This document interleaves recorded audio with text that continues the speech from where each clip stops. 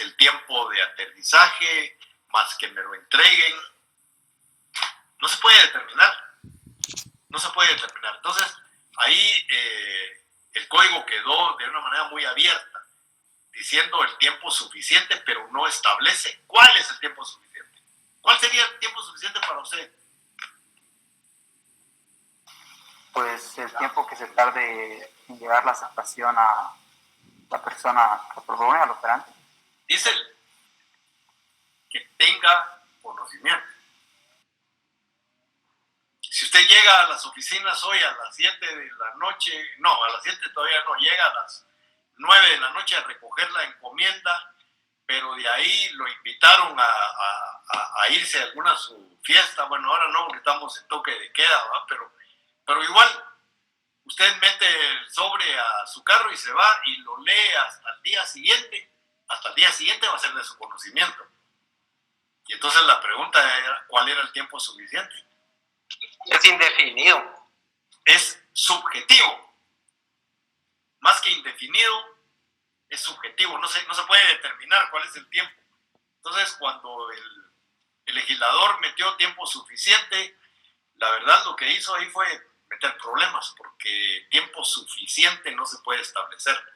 No es lo mismo que decir 24 horas, o un día, o una semana, o un mes. Esos son plazos que son reales, son objetivos, son ciertos.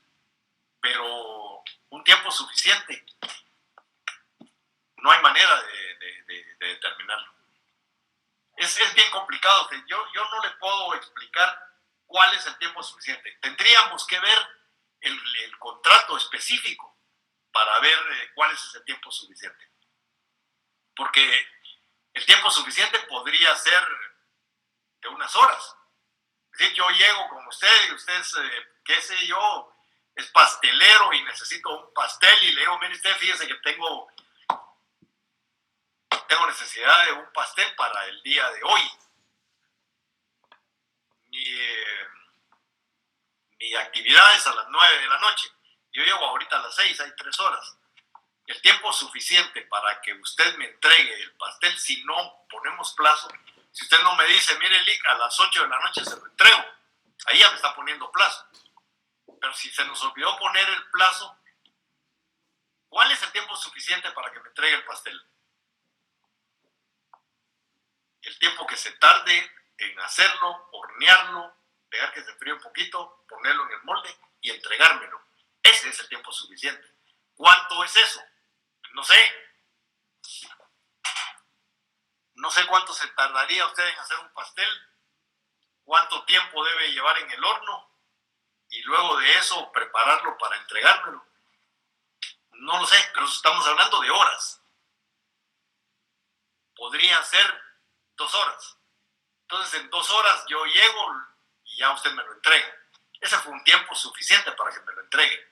Pues yo le dije a usted que yo a las 9 tenía una actividad y llego a recogerlo y me dicen, no, Lick, disculpe, pero yo se lo entrego hasta las 12 de la noche porque no hay suficiente tiempo. Es demasiado subjetivo, ¿verdad? Al final creo que no aclaré nada con lo del tiempo suficiente. Bien, gracias. Es que la duda venía porque digamos que si pasa un tiempo muy prolongado, digamos un mes en tener conocimiento y la persona pues ya pasó un mes y no recibe ninguna contestación y bueno, va a decir, bueno, ¿qué pasó? Va? Y después de un mes recibe la contestación, pero ya la otra persona ya no quiere porque ya pasó un mes. Y... Es que ahí la pregunta es, ¿será el tiempo suficiente? Eso es lo que no sé porque como la ley... Tendríamos que analizar el caso y tendríamos que buscar ese tiempo suficiente, pero como no lo podemos establecer nosotros, ¿quién lo va a establecer? El juez. ¿Y cómo lo va a establecer el juez? Imagínese que usted le ofrezco vender mi carro y en un mes no me contesta y aparece otro comprador y se lo vendo. Y luego usted me demanda argumentando que no habíamos señalado plazo y que usted sí quiere el carro. y me dice, lo que pasa es que el artículo dice el tiempo suficiente. Y entonces ahí yo tendría que decirle al juez, mire, señor juez, estime usted cuál es el tiempo suficiente. Seguramente el juez diría, no, un mes es demasiado tiempo, ¿verdad? El tiempo suficiente podría haber sido unas horas después de que usted recibió la propuesta. No se justifica un mes, ¿verdad? Sí, ya, Un mes ya, tiempo suficiente. Por eso le digo, dependerá la naturaleza del contrato para determinar cuál pueda ser el tiempo suficiente. O sea, eso quedó demasiado amplio. Entonces tendríamos que ver la naturaleza del contrato y establecer ahí cuánto es el tiempo que realmente se debía de tardar una persona en contestar. Ese será el tiempo suficiente, el tiempo prudencial, dicen algunos otros casos del Código Civil. No hay otra forma de establecerlo, Andrés. Ok, me queda claro. Gracias. Pero sí por lo menos sí le quedaron claras las dos teorías, ¿verdad? Sí, la teoría de la restricción y la teoría del conocimiento. Vale. Gracias. Una es cuando hay plazo y se contesta dentro del plazo, y la otra cuando no hay plazo. Y se trata de un negocio entre ausentes. ¿Alguna otra pregunta, señores?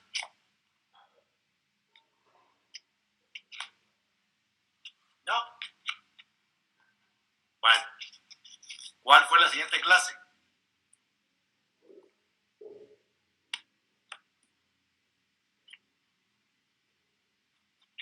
Yo creo que ahí entramos a los vicios del consentimiento, ¿verdad?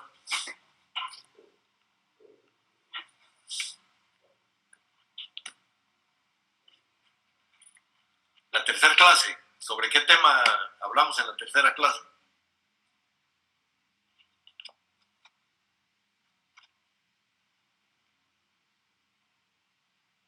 Los vicios del consentimiento, Lick. Vicios del consentimiento. ¿Alguna duda con los vicios del consentimiento?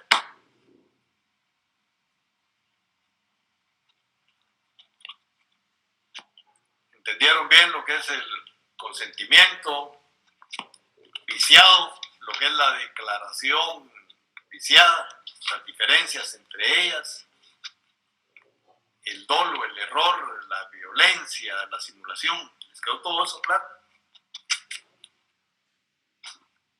¿O hay alguna duda ahí?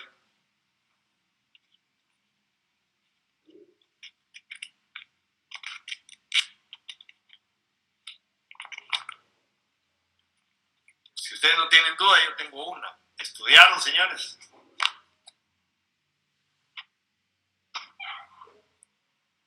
¿O solo se metieron a la clase para ver, a ver qué preguntan los demás?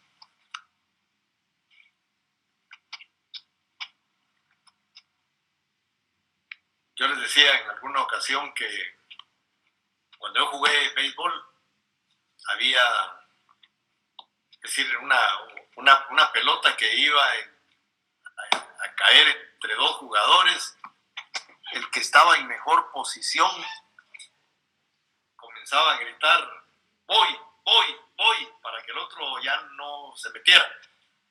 A veces el movimiento es tan rápido que se chocaba uno y la pelota caía al suelo, ¿verdad? Pero siempre trataba uno de hacerle ver al otro que estaba cerca de uno que era uno el que iba detrás de esa pelota para que no se metiera.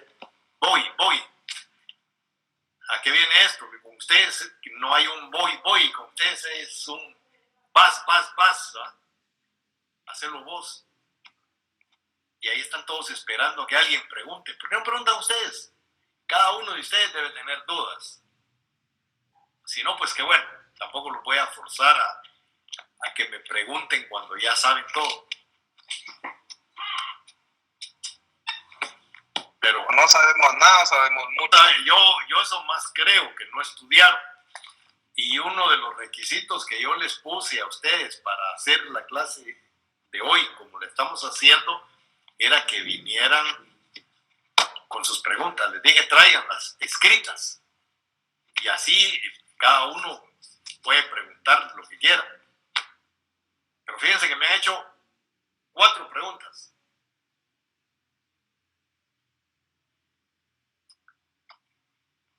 Y yo hablaba de que si me hacían 100 preguntas, creí que iba a ser bombardeado de preguntas. Nada. Bueno, no tienen dudas con los vicios de consentimiento. ¿Cuál es la siguiente clase que vimos? Dolo. ¿Cuál? El dolo, Lick. Esos son los vicios del consentimiento. Dolo. ¿Qué dudas hay del dolo? Yo no asistí a esa clase de Lick, disculpe, pero sí vi que había una categoría de dolos, se dividía en varios tipos. No sé si usted podría, pues, mire, pues yo les dije que clases no les voy a venir a dar, solo a resolver dudas. Si no estuvo en esa clase, está a tiempo de oírla. Y luego, de aquí al jueves, todavía tiene chance de comunicarse conmigo por correo electrónico para que yo le pueda resolver las dudas que tiene. Pero clase no voy a dar. Dije, hoy voy a resolver dudas de lo que ustedes estudiaron. Así que éntrele a ver la clase, pues, y luego me dice cuáles son sus dudas. Bueno, ¿qué dudas hay del dolo? Licenciado, Dígame. disculpe, yo la verdad es que sí estuve viendo las clases para ver las preguntas, pero la verdad es que sí, la explicación del curso pues es bastante claro en lo que usted dice, pero ya a la hora de la aplicación práctica, en algún caso creo que es donde a nosotros nos cuesta a la hora del examen, digamos, se nos van algunos detalles, ¿verdad? Más que no es que no las clases estén claras, porque yo creo que los videos son bastante claros. Y sí, los ejemplos que usted da son bastante concisos. Entonces, más que dudas, yo creo que uno a veces no falla en el tema de no haber entendido lo que usted explica, sino en la aplicación práctica de algún caso. Entonces, a mí me gustaría tal vez más que pudiéramos hablar de un par de casos para que las dudas nos vayan pues saliendo de cómo se aplica en determinado caso, porque sí, yo las clases las vi, pero sí, y pues me queda bastante claro, no es que me surja una duda de algo que usted no explique bien. Sino... Hay algo que ustedes no están haciendo, que yo les he insistido. O díganme si yo estoy equivocado. Les he dicho la clase, papel y lápiz. Y luego ustedes tienen la posibilidad de detener el video, buscar en el código, hacer un análisis de la norma, así como lo acabo de hacer ahorita. ¿Qué es lo que dice la norma? ¿Cuáles son sus presupuestos? Y apuntarlo. De tal suerte que el día del examen ya no tienen ni siquiera que andar leyendo libros, con solo que agarren sus apuntes, ahí van a encontrarlo todo. Pero si no hacen eso, si solamente oyen la clase y con esto creen que aprendieron, eso no es cierto. Las cosas se olvidan. Yo no sé si a ustedes les pasa, pero a mí me ocurre con alguna frecuencia que voy a una conferencia, pero si está aburrida. Cuando ya vamos por la mitad de la conferencia, no me recuerdo qué fue lo primero que dijo el conferencista. ¿De qué habló? ¿Y eso por qué? Porque el cerebro va siguiendo lleva la secuencia de lo que se está hablando y lo demás lo almacena. Pero muchas veces cuando queremos sacar del disco duro esa parte, a veces nos cuesta un poco. Entonces, lo que debemos de hacer es precisamente ir escribiéndolo todo, anotándolo todo. Los casos que decía el compañero, yo se los pongo con casos. Los ejemplos que yo les doy a ustedes, se los doy con casos. Cada norma que interpretamos les pongo un ejemplo. Y cada norma interpretada es un caso que yo les estoy dando a ustedes. Cada una de las normas que yo les expliqué aparte de explicárselas, les puse ejemplos para que la pudieran entender. Yo les decía a ustedes que yo conozco profesores de este curso incluso, que lo que hacen es explicar, dar la definición de lo que es la institución y cuáles son los artículos. Algunos los leen o se los dejan a ustedes para que los lean, pero no muchos profesores se ponen a explicar artículo por artículo, que yo sí lo hago con ustedes. Todos los artículos que yo les he señalado a ustedes, se los he explicado. Y en cada artículo les he dado un ejemplo. Pero ese ejemplo lo tienen que replicar. Es decir, es un ejemplo nada más. Ustedes tienen que ver si entendieron haciendo sus propios ejemplos. Hagan 2, 3, 10, 100, los que quieran.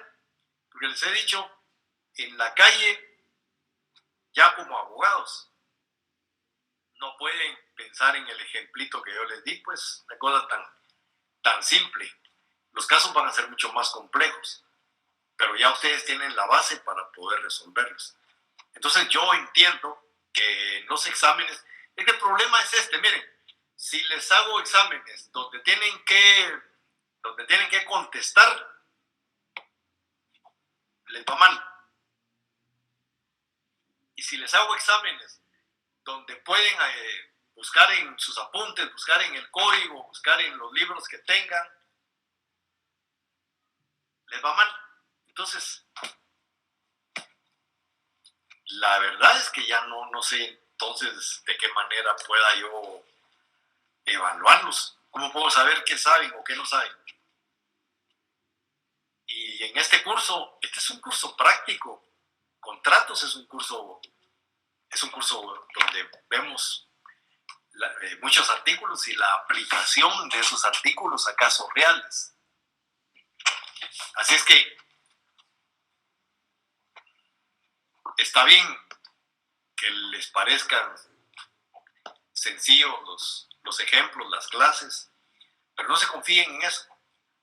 Papel, lápiz y a desmenuzar los artículos. Esa es la forma que pueden hacer. Y aún están a tiempo. Mira, ahorita, el día de hoy no se ha perdido absolutamente nada. Lo único que me preocupa es que no participen.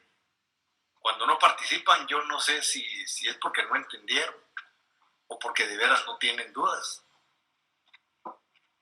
Denle su buena leidita. Primero, abran su código y comiencen a analizarlo. Fíjense que les di, todos los días les pongo primero un esquema para que les sirva de una guía de estudio. Con el esquema ustedes pueden ya ordenarlo y pueden estudiar y les va a ir re bien. Yo los esquemas los uso para no perderme. Imagínense que yo estoy dando la clase y no tengo una guía, me voy a desordenar todo y voy a parar hablando de un montón de cosas que no debía. Pero bueno, estamos en la tercera clase. El dolo. ¿Alguna duda del dolo? Lick, yo tengo una duda respecto al negocio jurídico. ¿El negocio jurídico nace o no nace, digamos, a la vida jurídica? Cuando no nace es cuando es nulo. Y cuando nace es que puede ser anulable, según lo que usted decía en clases, ¿verdad? Y tiene vicios. Así es, y tiene vicios. Entonces, cuando no nace, no hay negocio jurídico y ahí es nulo. O sea que un negocio jurídico solo puede ser anulable, conforme lo que usted nos ha dicho en clase, ¿verdad? Si es vicio de consentimiento. Si el negocio es contrario a la ley, ese negocio no nace a la vida jurídica. Y ahí es nulo. Y ahí es nulo, de pleno derecho. O sea que un negocio jurídico solo puede ser anulable. No lo es cuando no ha nacido. Entonces no tiene vida jurídica. No, mire pues, un negocio es anulable cuando tiene vicios de consentimiento. ¿Sí? Y ese negocio anulable sí nace a la vida jurídica, pero nace con vicios. La parte afectada puede plantear la anulabilidad del negocio para que quede sin efecto, porque el negocio nació a la vida jurídica, pero viciado. En cambio, los negocios que son contrarios a la ley, al orden público, o que le faltan requisitos esenciales de validez, dice la ley, esos negocios son nulos, no nacen a la vida jurídica. Pero que no nazcan a la vida jurídica no quiere decir de que esos negocios no se hagan. Digamos, la ley establece que es prohibida la compraventa entre cónyuges. O sea que un esposo no le puede vender a la esposa y viceversa. ¿Ya? Pero eso lo hacen. Y hacen el contrato.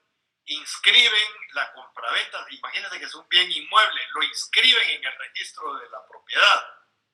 Y entonces el contrato tiene apariencia de haber nacido a la vida jurídica, mientras nadie lo impugne. Ahora, el problema es que ese contrato, como se hizo en contravención de la ley, ese contrato se va a poder plantear nulidad contra él toda la vida. Aunque el contrato se haya hecho en escritura pública, ante notario, aunque se haya inscrito en el registro de la propiedad, aunque se hayan pagado los impuestos que establece la ley, aunque ese bien inmueble se lo hayan vendido a un tercero y ese tercero se lo haya vendido a otro tercero. Una vez que se demuestra la nulidad del negocio, una sentencia de juez competente lo vota todo. ¿Por qué lo vota todo? Porque el origen de esos negocios que se hicieron es nulo. El primer contrato, el contrato donde un cónyuge le vende a otro cónyuge, ¿sí?, es nulo. Y entonces todo lo demás que se haga alrededor de ese contrato también es nulo. Por eso es que la nulidad absoluta no nace a la vida jurídica. Al no nacer a la vida jurídica, no surte efectos. No es prescriptible, o sea, la nulidad absoluta no prescribe nunca. No se puede corregir, no es revalidable, es decir, las partes no pueden decir, bueno, yo sé que hay un vicio aquí, lo acepto pues y continuamos con el negocio. Eso no se puede. En el negocio que está viciado y que es anulable, ese sí se puede corregir, se puede aceptar por las partes aunque tenga vicios, o puede prescribir. Pero los negocios que son nulos de pleno derecho, como no nacen a la vida jurídica, no surten efectos jurídicos, no prescriben, no son revalidables, no son corregibles. No sé si me entiende eso. Sí, ahora otra pregunta en la misma línea. Digamos, el negocio jurídico dice que requiere para su validez dos cuestiones: capacidad legal del sujeto que declara su voluntad, y la segunda, consentimiento que no adolezca de vicio y objeto lícito. O sea que cuando se adolece de vicio y objeto lícito, hay vicio del consentimiento. Ahí es anulable un negocio jurídico. ¿Sí? Sí. Y cuando no hay capacidad legal del sujeto, es ahí cuando un negocio es nulo. Mire, vamos a ver, para que un negocio jurídico nazca a la vida jurídica se requiere, primero, lo decía usted, de capacidad. Si las personas que van a celebrar el negocio tienen que ser capaces. El objeto tiene que ser lícito. Y tercero, tiene que haber consentimiento. En un contrato viciado, ¿qué tenemos?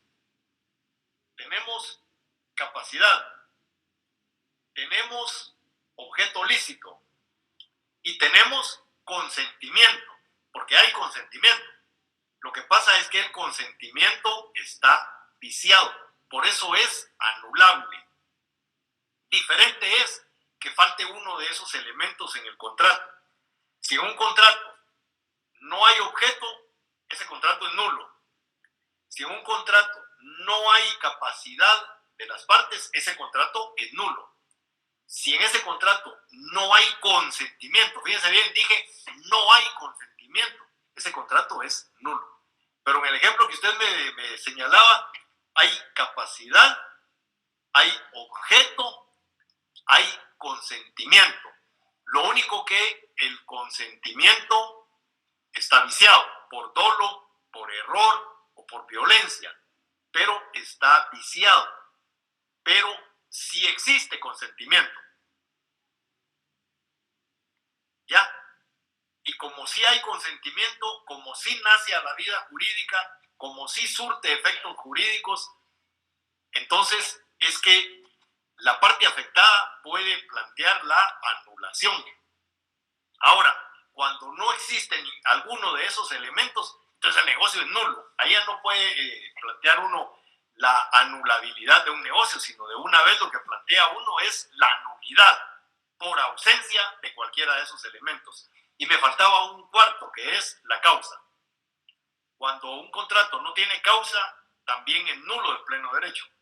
Por eso es que vimos en el tema de la interpretación de los contratos, el último artículo, o el penúltimo artículo, que decía que cuando no es claro, cuando no se puede entender, cuando no se sabe con certeza cuál era la intención de las partes, o sea, cuál era el propósito de ese negocio, cuál es la razón para la realización de ese negocio, qué se propusieron contratar las partes.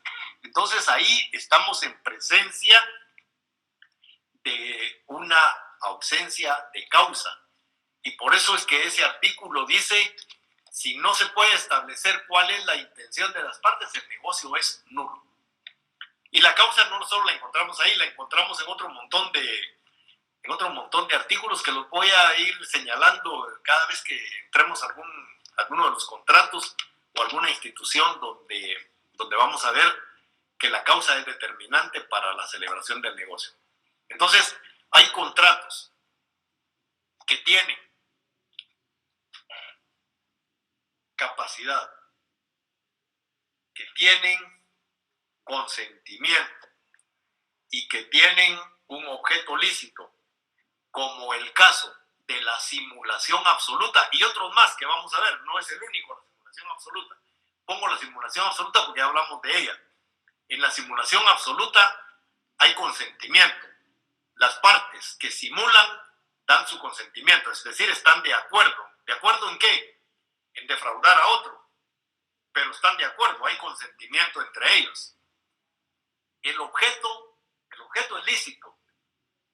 El objeto sobre el cual ellos van a hacer el fraude, ese objeto es lícito. Pensemos en la compraventa de un bien inmueble que no se realiza, que no hay contrato realmente, que las partes fingen celebrar un contrato, pero que tal contrato no existe, que no hubo realmente pago por ese bien ni nada, sino que solo se está haciendo el contrato de compraventa con el fin de defraudar a un acreedor, pensemos. Entonces, ahí, ¿qué tenemos en ese contrato? Tenemos que las partes se pusieron de acuerdo, aunque se pusieron de acuerdo para un fin que es ilegítimo, como defraudar a un tercero.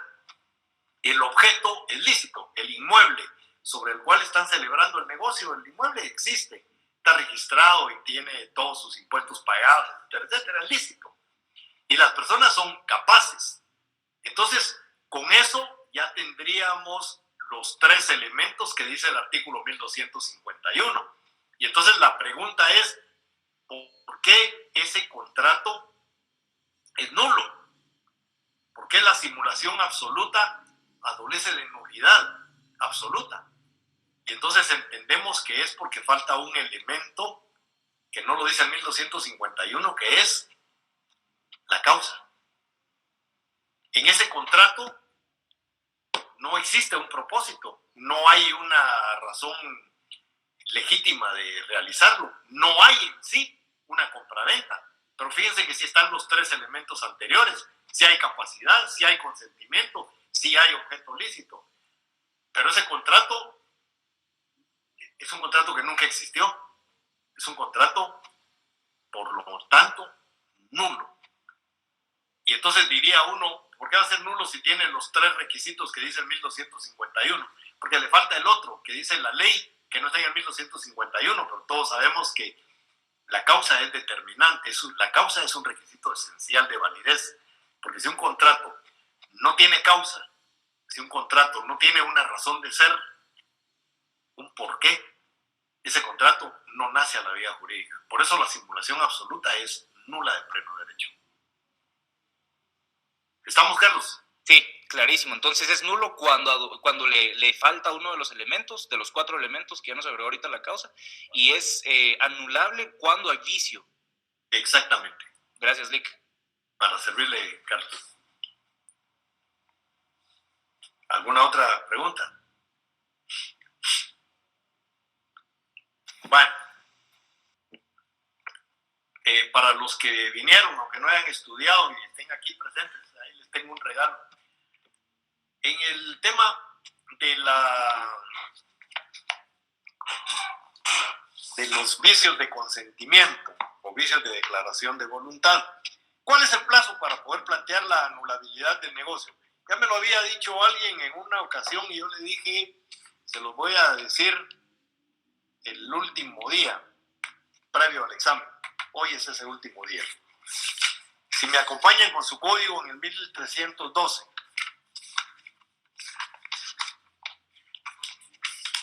Y ahora yo les voy a preguntar a ustedes. El artículo 1312 dice, el derecho de pedir la nulidad relativa dura 2 años, contado desde el día en que se contrajo la obligación, salvo los casos en que la ley fije término distinto. Veamos un término distinto. Si la nulidad se fundare en violencia o temor grave, el término es de 1 año contado desde la fecha en que la violencia cesó o el temor grave ha debido razonablemente desaparecer. Entonces mi pregunta es, ¿cuál es el plazo para poder plantear la anulabilidad de un negocio? ¿Qué me dicen ustedes? ¿Cuál es ese plazo?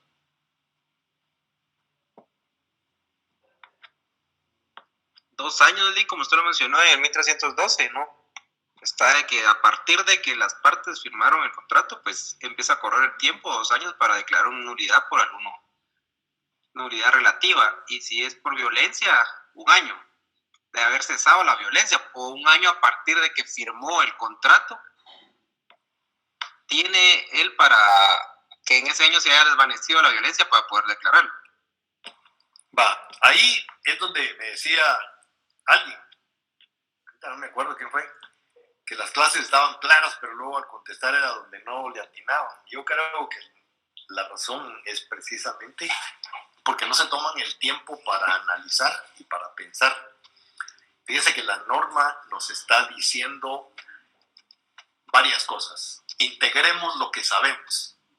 Primero, el dolo y el error son vicios de declaración de voluntad, dice la ley. También lo es la violencia y también lo es la simulación, según nos dice el código. Entonces, para poder establecer el plazo para plantear una anulabilidad, entonces, ¿cómo estamos? Pues fácil. La ley habla de 2 años, pero luego nos habla de 1 año. Entonces, ¿qué es lo que vamos a hacer? Bueno, así es como uno estudia. Si la ley nos está diciendo que son 2 años, pero también nos está diciendo que es 1, entonces, ¿son 2 años o es 1? Bueno, entonces, comenzamos a discriminar. Bueno, la ley dice que son 2 años, pero cuando se trata de simulación es 1 año. Entonces, la simulación no puede ser de 2 años. La simulación dice la ley que es de 1 año, pero luego vamos a ver la simulación. La violencia. Entonces, la violencia es de 1 año. Entonces, la violencia no está comprendida dentro de los 2 que dice el artículo 1312. Entonces, ¿cuáles están comprendidos en el 1312? Quitemos la violencia. El dolo y el error, pienso yo. 2. ¿Y algún otro? Mencionan la ley en los casos en que la ley fije término distinto. Pero no fue eso lo que pregunté, Josué. ¿En cuáles de las instituciones que vimos del vicio de consentimiento son 2 años? Ya Ingrid dijo 2, dijo el dolo y el error. ¿Cuál nos faltaría entonces? La simulación, Lick. ¿Qué simulación?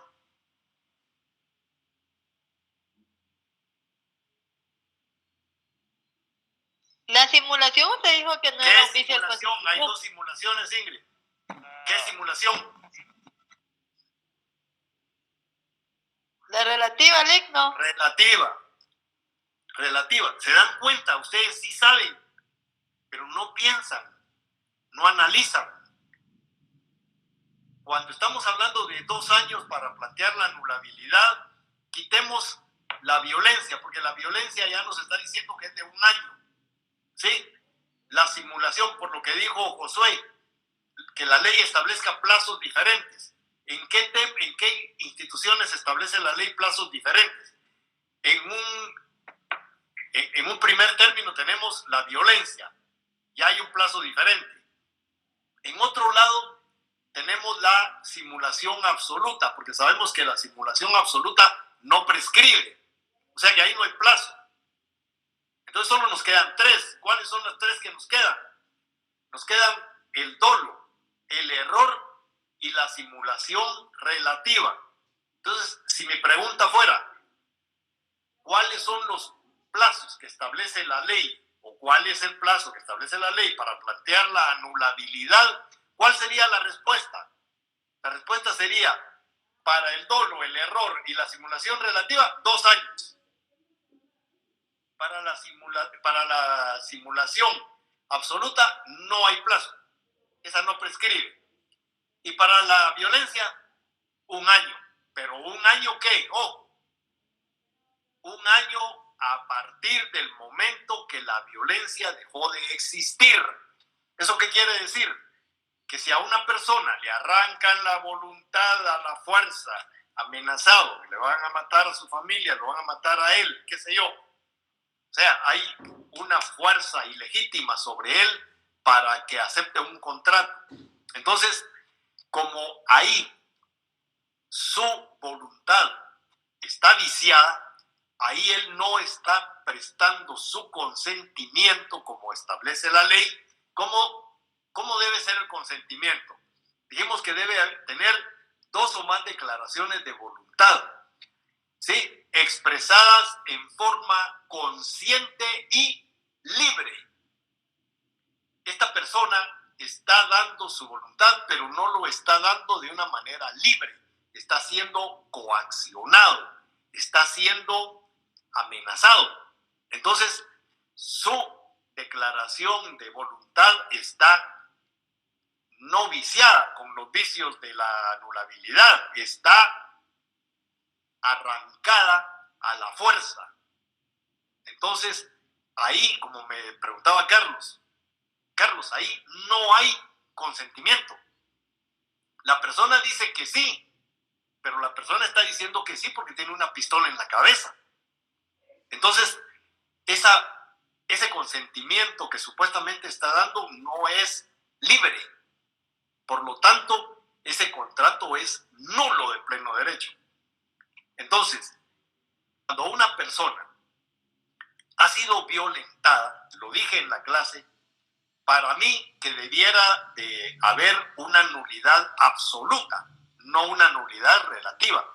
Pero el artículo 1303 dice que son anulables los vicios del consentimiento. Y el artículo 1257 dice que vicios del consentimiento son el dolo, el error, la violencia y la simulación.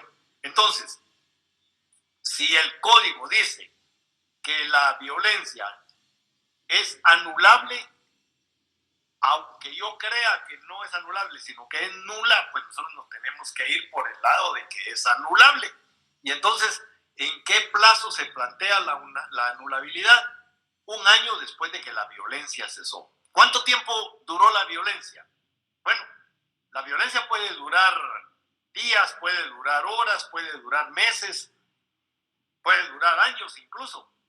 Bueno, mientras exista el origen de esa violencia no corre el plazo para el planteamiento de la anulabilidad. ¿Cuándo se puede plantear? Dice la ley. Cuando la violencia deja de existir. ¿Cómo deja de existir? De muchas maneras. Incluso puede ser con la muerte. Es decir, puede ser que la persona que lo violentó a uno se muera y ahí se acabó la violencia. Entonces, en el momento que la persona muere, comienza a correr el año para plantear la anulabilidad del negocio. ¿Quién va a cumplir? Bueno, ya vimos, en 1529 dice que los derechos y las obligaciones se transmiten a los herederos. Entonces, contra los herederos. Si a mí me quitaron una casa violentamente y ya la inscribieron en el registro de la propiedad, bueno, pues yo puedo perfectamente plantear la anulabilidad de ese negocio y mi argumento va a ser la violencia. Voy a demostrar que fui violentado para aceptar ese negocio. Y si demuestro eso, el juez seguramente va a declarar va a declarar ineficaz, no nulo, va a declarar ineficaz ese contrato. Y entonces todo va a regresar a su estado original. El problema es que ese inmueble haya sido trasladado a terceros, porque a los terceros ya no los voy a poder yo afectar, porque ellos han obrado de buena fe y qué sé yo, porque el negocio es anulable. Si el negocio fuera nulo, como yo creo que debiera de ser, ahí no importa cuántas veces haya sido vendido el negocio. Yo planteo la nulidad y me la traigo abajo hasta el día en el cual fui violentado. Entonces, volviendo al tema, el plazo para plantear la anulabilidad, respuesta, siempre, no a medias, siempre concreta la respuesta, es dolo, error y simulación relativa, 2 años. Ya, cuando tengan algún caso como eso, se van a recordar de mí o recuérdense primero de mí antes de resolver el caso. Digan qué nos dijo el licenciado Ortiz con respecto a los vicios de consentimiento. Y entonces van a buscar en su código y seguro que se van a recordar. Dolo, error, simulación relativa, 2 años. La respuesta, ¿cómo sería? Así. 2 años para el dolo, para el error y para la simulación relativa. No solo, como me decían ahí, 2 años, no, 2 años les pongo 0. Y en la práctica les va a ir mal. 2 años para el dolo, para el error y la simulación relativa. 2 años. 1 año después de que deja de existir la violencia para la violencia. Para la violencia, 1 año, pero 1 año después, no como me dijo usted, Josué, después de la celebración del contrato, no es 1 año. Es después de que la violencia ha dejado de existir. Eso puede llevarse cualquier cantidad de tiempo. Le decía yo, pueden ser horas, días, semanas, meses, años. Que exista la violencia. Mientras exista la violencia, la persona que fue afectada de esa manera no se va a poder defender. Si se llega a mover, si llega a hacer algo y lo amenazaron con matarlo a él o a algún miembro de su familia, seguro que se lo van a hacer. Entonces, no puede hacer nada mientras exista todavía esa violencia. Puede hacerlo cuando la violencia termina y para eso tiene 1 año, dice la ley. Y en el tema de la simulación absoluta, no hay plazo. O sea, la simulación absoluta no nace a la vida jurídica, por lo tanto, se puede plantear la nulidad cuando a uno se le dé la gana. Si quiero, dentro de 25 años. Si se trata de un bien inmueble y ha sido vendido 5 veces, no importa. Planteo la nulidad y me traigo abajo todos los contratos y recupero mi bien. ¿Alguna pregunta?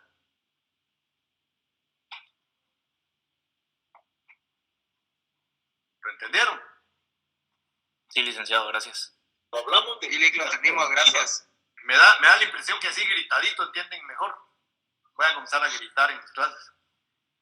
Bueno, ese es el tema en los vicios de la declaración de voluntad. ¿Alguna otra duda allí, en los vicios de declaración de voluntad? Licenciado, con respecto al dolo, cuando se da el dolo pasivo es por la omisión. Sí. Pero usted mencionaba que si yo no me doy cuenta de esa omisión, simplemente no existe dolo. Es que Pero mire, no podría existir el dolo accidental cuando yo no me doy cuenta de esa omisión. No, mire pues, el dolo, cuando estamos hablando de dolo, estamos hablando de intención, ¿sí? Y cuando estamos hablando de la omisión, ¿estamos hablando también de intención o no? Una cosa es no darse cuenta. Sí. Y otra cosa es darse cuenta y quedarse uno callado. Uh-huh. Cuando uno decide quedarse callado, de alguna manera hay intención o no. Sí, sí. Entonces, si usted se queda callado, a sabiendas de lo que está ocurriendo, usted está actuando con dolo. Ajá. ¿Ya? Pero si usted no se entera, si usted no se da cuenta, usted no actuó dolosamente, ahí no hay dolo. Porque supongamos en el dolo accidental estaba el ejemplo del bus, ¿verdad? O sea, yo me subo al bus y me dan vuelto de más, pero yo no me di cuenta. Entonces, se toma como dolo accidental. Claro, ahí de lo que estamos hablando, que es el tema de la omisión, ahí usted no está omitiendo nada. Uh-huh. Sencillamente, usted agarró el dinero y se lo metió a la bolsa. Ni se fijó cuánto le dieron de vuelto siquiera. Pero si usted sí se da cuenta, agarra el dinero y se lo mete a la bolsa, ahí hay dolo. Y es un dolo pasivo. ¿Por qué es un dolo pasivo? Porque usted no fue quien lo provocó. Pero usted vio que el otro se está equivocando y no le dice nada. Lo correcto sería que usted le dijera, mire, compa, me dio de más. Pero si usted dándose cuenta se lo guarda, ahí hay una omisión dolosa. Ya. Gracias, licenciado. Bueno, ¿alguna otra duda, señores? Ya nos queda poco y todavía falta hablar de algún otro tema. Pasemos a la siguiente clase. ¿Cuál fue la siguiente clase?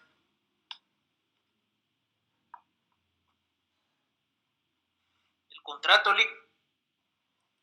¿Qué vimos ahí?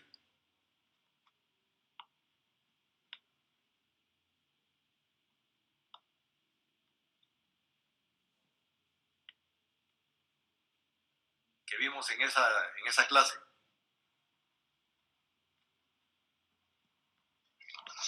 Los principios de la contratación, consensualismo y formalismo. Principios de la contratación, consensualismo y formalismo. Ahí hablamos que en Guatemala, el artículo 1518, creo, me corrigen si no es así, establece que en Guatemala los contratos pueden ser consensuales en su mayoría, a menos que la ley diga que hay de otra naturaleza, y la otra naturaleza hablábamos de que los contratos podían ser reales o podían ser contratos solemnes. Y cuando vamos ya al análisis del sistema de contratación, decíamos que en Guatemala los contratos pueden ser verbales y pueden ser escritos. Verbales, dijimos, cualquier contrato, no importa la cantidad, aunque el código establece unas cantidades, 300 para casos civiles y 1000 para los mercantiles, pero eso en la práctica fue superado con creces. Entonces, las personas pueden celebrar contratos verbales por miles de quetzales, incluso por millones de quetzales pueden celebrar un contrato verbal, pero también existe la otra forma, que es el contrato escrito. El contrato verbal dijimos que era un contrato que no nos da certeza jurídica. pero es más rápido, más fluido, se puede hacer con mucha más rapidez. Pero el contrato verbal, al no darnos certidumbre, nos puede crear algunos problemas. Y hay algunos contratos que no se pueden otorgar de esa manera. Entonces se tienen que otorgar necesariamente de forma escrita, porque los contratos escritos sí nos dan certidumbre, sí nos dan certeza jurídica. Pero vimos que había dentro de los contratos escritos dos situaciones, que era el contrato escrito como requisito de prueba y el contrato escrito como requisito de solemnidad. Vimos que los contratos escritos pueden ser en escritura pública, en acta levantada ante el alcalde, en casos específicos que los mencioné, ante juez y por correspondencia. Y cuando estamos hablando entonces ya de lo que son los requisitos de prueba y la solemnidad, tenían algo en común, y es que se deben de otorgar en escritura pública. Es decir, esos contratos no se pueden otorgar en un documento privado cualquiera, sino que tiene que ser en escritura pública. Pero en el primer caso dijimos que cuando se trataba de un requisito de prueba, el artículo 1576 dice que los contratos que se tienen que otorgar en cualquier registro deben de otorgarse en escritura pública, pero luego agrega: sin embargo, los contratos son válidos si no se hacen de esa manera. ¿Eso qué quiere decir? Que un contrato que se debe inscribir en algún registro se debe de otorgar en escritura pública para poder ser inscrito en ese registro. Si no se otorga en escritura pública, bueno, de todas maneras el contrato es válido, pero no se va a poder inscribir en ningún registro, pero el contrato sigue siendo un contrato válido. En cambio, en el 1577 habla de que los contratos son solemnes cuando se tienen que otorgar en escritura pública para que nazcan a la vida jurídica. Miren la diferencia entre los dos. En el artículo 1576 dice que se deben de otorgar en escritura pública para poderse inscribir, para tener certeza jurídica. Por eso es un requisito de prueba. En cambio, en el 1577 dice que no nacen a la vida jurídica. El 1576 dice que si no se otorgan en escritura pública, de cualquier manera son válidos. En cambio, el 1577 dice: si no se otorgan en escritura pública, no son válidos, no nacen a la vida jurídica, adolecen de nulidad absoluta. Entonces, ahí entendíamos pues que el artículo 1577 nos está diciendo con claridad que hay determinados contratos, cuáles los que dice la ley, que se tienen que otorgar en escritura pública, porque de lo contrario no nacen a la vida jurídica. Yo les dije, búsquenlos. Y les dije, lean la exposición de motivos, ahí aparecen, aunque lo mejor es leer contrato por contrato para ver cuál dice debe de otorgarse en escritura pública como requisito esencial de validez, dicen algunos. Otros dicen, si no nace a la vida jurídica si no se otorga en escritura pública. Esos son solemnes. Nos están diciendo que si no se otorgan en escritura pública, no nacen a la vida jurídica. Entonces, les pedí a ustedes que me buscaran esos contratos. Una compañera, yo estaba hablando de eso y me mencionó el artículo 1682. Y voy a hacer algo que no me gusta hacer, pero tampoco, miren, yo cometo errores, pero no vivo con los errores, no me quedo con ellos, y peor, llevarlos a ustedes a error. Cuando la compañera me habló, ni vi el artículo, no tenía los lentes y me está costando leer. Y entonces no le puse mucho análisis al artículo. Yo había dicho que la donación de bienes inmuebles no es un contrato solemne. Luego la compañera me dijo, pero mire, Liga, el artículo dice que debe de otorgarse en escritura pública. Y yo le dije, mire, tiene razón, pero fue una cosa así muy, muy rápida. Y con pena tengo que retractarme.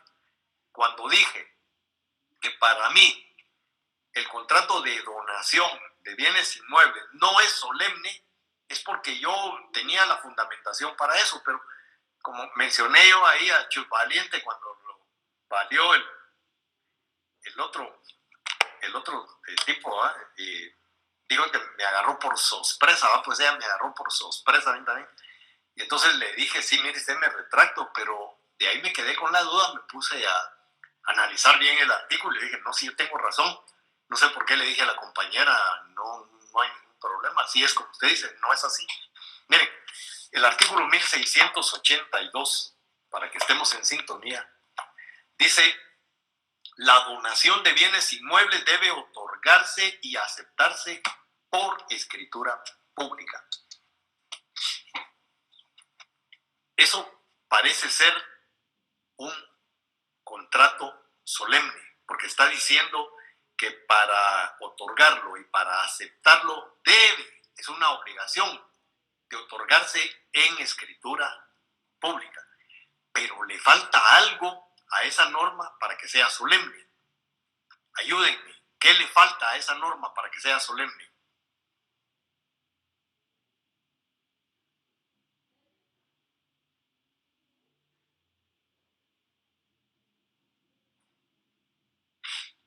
Cumplir con los incisos, Lick, porque a veces no es necesario la escritura pública. No. ¿Qué le falta para que sea solemne?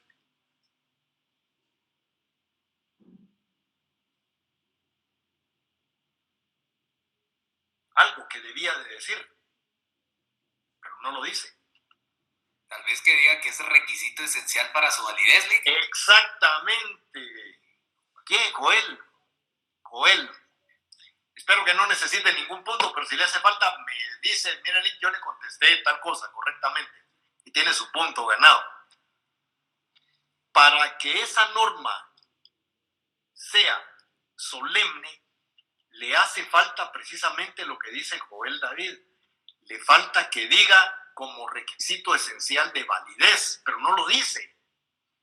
Y si la norma no lo dice, entonces no es un contrato solemne. Sí es un contrato que debe de otorgarse en escritura pública para poderse registrar, como lo establece el artículo 1576. Anoten 1576 ahí a la par de ese artículo, para que no se nos olvide. Ese contrato no puede ser un contrato que se haga verbalmente. Yo puedo donar cualquier cosa que no necesite registro y lo puedo hacer verbalmente, o lo puedo hacer en escritura pública, o lo puedo hacer en documento privado, por correspondencia, como sea. Pero no lo hago en escritura pública obligatoriamente, lo puedo hacer donde yo quiera. Incluso puede ser verbal. Pero si se trata de un bien inmueble, debe de otorgarse en escritura pública porque tiene que registrarse. La donación se tiene que registrar. Pero como dice el artículo 1576, si no se hiciere de esta forma, de cualquier manera, el contrato es válido. Lo único es que no esté inscrito. Y el hecho de que no esté inscrito puede crear algún problema. Imagínense que yo le dono a una persona un inmueble. No lo hicimos en escritura pública, lo hicimos en documento privado. Tenía que hacerlo en escritura pública y además tenía que registrarlo. Pero no lo puedo registrar porque lo hicimos en documento privado. Entonces, me muero. Y mis hijos, cuando van por la herencia, ven que ese inmueble está a mi nombre. Y entonces se lo apropian. Y el otro les va a decir, sí, Carlos, pero mejor me habla porque no entiendo qué es lo que me quiere decir. Entonces el otro lo que me va a decir es, o les va a decir a ellos, es que, mire, yo ese terreno, su papá me lo donó a mí. Y aquí está la escritura, el documento donde lo hicimos, un acta levantada ante el alcalde. Sí, pero mis hijos dicen, la ley establece que debe ser en escritura pública, además debe registrarse. Y y lo venden. Entonces eso ya crea un problema, porque la persona que recibió en donación es dueña de ese terreno. ¿Por qué es dueña? Porque yo se lo doné. El hecho de que no lo haya registrado no quiere decir de que no exista ese contrato. El contrato existe. Lo que pasa es que no se otorgó de la forma correcta. Pero el 1576 dice que los contratos que deben de inscribirse en el registro de la propiedad se deben de otorgar en escritura pública. Es una obligación hacerlo en escritura pública. Pero luego dice, si no se hace así, de cualquier manera los contratos son válidos. El problema es que no tienen esa certidumbre que da el registro de la propiedad. Pero nada más. En cambio, en un contrato solemne, si no se otorga en escritura pública, no nace a la vía jurídica. Esa es la gran diferencia entre esos dos artículos. El artículo 1576 sí nacen a la vía jurídica, aunque no se hagan de esa forma. El artículo 1577 no nacen a la vía jurídica si no se hacen de esa forma. Andrés o Carlos, no sé quién de los dos me quería hablar primero. De lo que usted está diciendo sería como la renta vitalicia, según el artículo 2122. ¿Qué dice? Para la validez del contrato se requiere su otorgamiento en escritura pública. Ahí, paremos ahí. Para la validez del contrato, sí, se requiere que se otorgue en escritura pública. ¿Qué pasa si no se otorga en escritura pública, Andrés? ¿No puede inscribirse? No puede inscribirse, no es válido, dice la ley. Para la validez de ese contrato tiene que estar en escritura pública. Está diciendo, si no se otorga en escritura pública, no es válido. Esa es la solemnidad de ese contrato. Carlos, por favor, dígame qué era lo que me quería preguntar. Silic, solo usted dijo que era el artículo 1682, es el 1862, para revisar el fundamento. Perdón, me equivoqué. Ya que me equivoco, pues, por eso es que yo les digo siempre, cuestionenme. Y no me refiero a que me hagan preguntas, cuestionen lo que estoy diciendo. Y la manera de cuestionarlo es váyanse a la ley, váyanse a sus libros, vayan a buscar si lo que yo estoy diciendo es cierto o no. Y si de repente encuentran a alguien que dice algo contrario a lo mío, entonces analícenlo más. Licenciado. No hay dos verdades cuando las cosas son contradictorias. Dígame, Isaac. El mandato puede ser solemne y puede no serlo, ¿verdad? Según Mire, el contrato de mandato, ahí no lo quise tocar precisamente porque usted está diciendo. El contrato de mandato, por regla general, es solemne. Dice, el contrato de mandato se otorgará en escritura pública como requisito esencial de validez. Pero luego tiene una excepción que dice, no es necesaria la escritura pública y dice en qué casos. Entonces, exceptuando esos casos que se refiere básicamente a las cartas poderes, el contrato de mandato no necesita escritura pública en las cartas poderes, esas que menciona el artículo. Lo vamos a ver cuando entremos a hablar del contrato de mandato. Pero en los demás casos de mandatos, de una manera genérica, son solemnes. Déjeme llegar al contrato de mandato y ahí voy a volver a tocar el tema, porque usted tiene toda la razón, Isaac. O sea que, digamos, es algo solemne, pero con excepciones, por decirlo. Es un contrato solemne que tiene una excepción. Ok, de acuerdo. Vale. Josué me iba a preguntar algo. ¿No? No, licenciado. Bueno, estamos claros, señores. El día de aquí al día jueves del examen, pues se pueden comunicar conmigo vía correo electrónico para cualquier duda que surja. Sí los insto a que estudien, analicen la norma de la manera como yo lo hice, saquen todos los presupuestos por escrito. Y entonces, cuando hagan el examen, seguramente eso que escriban les va a servir de mucho. Ya no van a tener que andar buscando en el código, porque pierde uno tiempo buscando en el código, pero en lo que ustedes escriban seguramente van a estar las respuestas de cómo contestar el examen. Es lo más que les puedo decir. Y Joel tiene su punto, solo me dice en qué momento se lo doy. Puede ser para llegar a la mínima o puede ser para ganar. Ustedes escogerán el momento. Si llega a la mínima, guárdeselo para el final. Si no, que lo done. Si no, dónenlo. Pero esa donación sí tiene que ser en escritura pública. Bueno, entonces, señores, yo los dejo porque ya ahorita entran a la siguiente clase y yo tengo que entrar a seguir resolviendo dudas de la otra sección. Así que nos vemos entonces el jueves. Cualquier duda, ya saben.